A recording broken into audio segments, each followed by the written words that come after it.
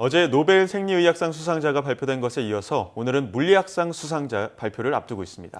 네, 올해 노벨 물리학상 후보와 또 전망에 대해서 경북대 물리교육학과 주영구 교수를 전화로 연결해 알아보겠습니다. 교수님 안녕하십니까? 예, 안녕하세요. 반갑습니다. 네, 반갑습니다. 네, 어제 노벨 생리의학상 수상자 발표될 때 보셨나요? 네, 많은 관심이 끌렸는데 노벨상 시즌이 이제 본격적으로 개막했습니다.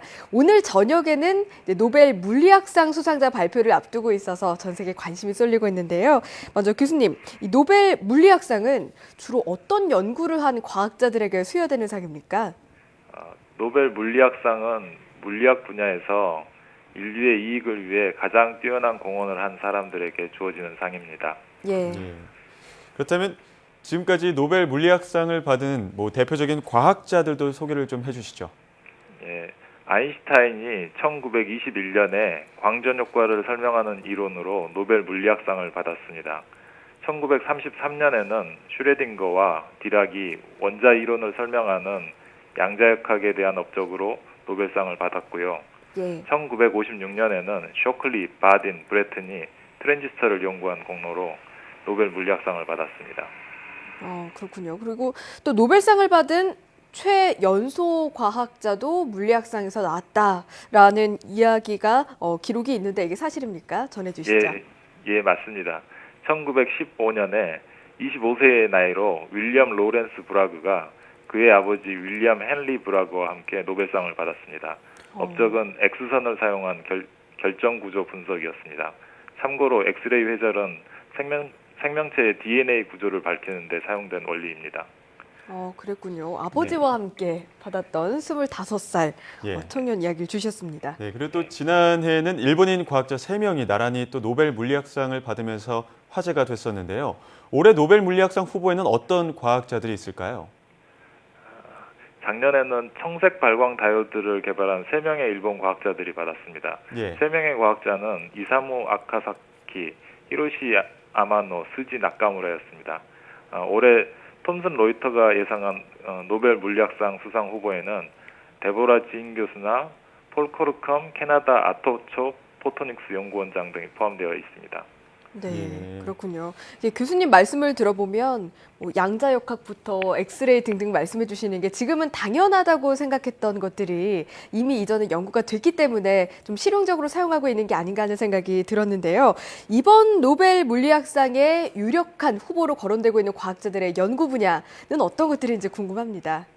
예, 데보라 지인 교수는 페르미 응축을 처음 성공한 연구자로 알려져 있고요. 2003년 12월 16일에 처음으로 페르미 원자로부터 응축 상태를 만들어냈습니다.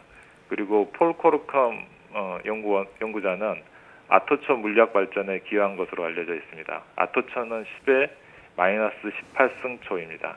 1990년대에 코르컴이 재충돌 전자 모델을 만들었고요. 레이저로부터 아토초 펄스를 발생시키는데 기초 이론 역할을 했습니다. 이 방법을 바탕으로 2001년에 코르컴과 동료 연구자들이 1펨토초보다 짧은 레이저 펄스를 발생시켰습니다. 그렇다면 이렇게 노벨 물리학상 수상이 과학계에는 또 어떤 영향을 미치게 될까요? 좀 어려운 질문인데요. 노벨 물리학상 수상이 과학계에 영향을 미치기보다는 반대로 과학자들이 인류 이익에 영향을 끼쳤기 때문에 노벨 물리학상을 수상한 것이라고 생각하고요. 우리나라 같은 경우도 좀 더 이상 이렇게 노벨상을 받기 위한 연구를 하지는 않았으면 합니다.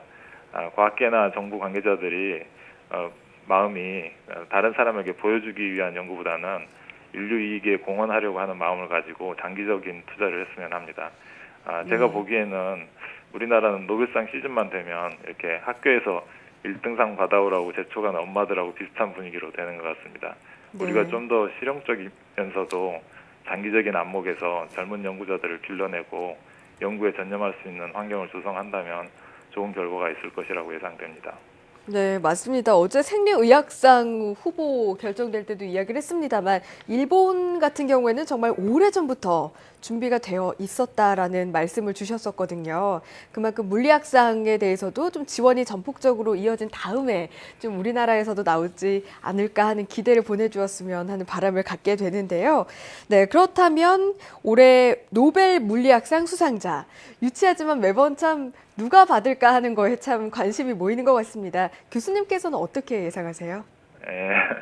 참 곤란한 질문인데 네. 올해 노벨 물리학상 수상자는 제가 예상하기는 힘들고요. 네. 후보에 오르신 분들 모두 훌륭한 물리학자들이라고 생각됩니다. 예. 다음 또 작년에 정확한, 바람직한 답변을 주셨습니다. 네. 또 작년에는 노벨상 후보로 거론된 우리나라 과학자들도 있었는데요. 또 올해는 물리학 이 분야에서 우리나라 과학자들이 후보로 거론되진 않았지만 혹시나 또 받을 수 있는 분들이 있다거나 혹은 받으려면 어떻게 해야 되는지 이런 내용도 좀 간단하게 말씀 부탁드립니다. 뭐 제가 그런 말 할 위치는 아니라고 생각되는데, 뭐 저희 나라 물리학 수준을 이렇게 굳이 따지자면 첨단 물리학 분야를 얼마나 쫓아가고 있느냐로 측정한다면 이 한국 물리학 수준은 높다고 이렇게 생각됩니다. 네. 하지만 노벨 물리학상이라고 하는 것이 중요한 결과를 내면서도 독창성을 가지고 있어야 하는데 요즘 연구가 너무 유행을 쫓아가는 것이 아닌가 좀 걱정이 됩니다. 미래를 볼 수 있는 경험이 많은 과학자가 다음 세대를 잘 양성할 필요가 있다고 생각됩니다. 다들 열심히 하시니까 한 20년이나 30년 정도 지나면 좋은 결과가 있을 것이라고 생각됩니다. 네, 무엇보다 과학계에 대한 또 정부의 관심과 투자도 좀 장기적으로 이루어져야겠다는 생각이 드는데요. 네, 그렇다면 우리나라 물리학의 수준에 대해서도 말씀을 주셨습니다. 앞으로 더욱더 나라의 지원으로 좀 발전했으면 하는 바람입니다. 지금까지 경북대 물리교육학과 주영구 교수와 함께 이야기 나눴습니다. 교수님 오늘 말씀 고맙습니다. 예, 감사합니다.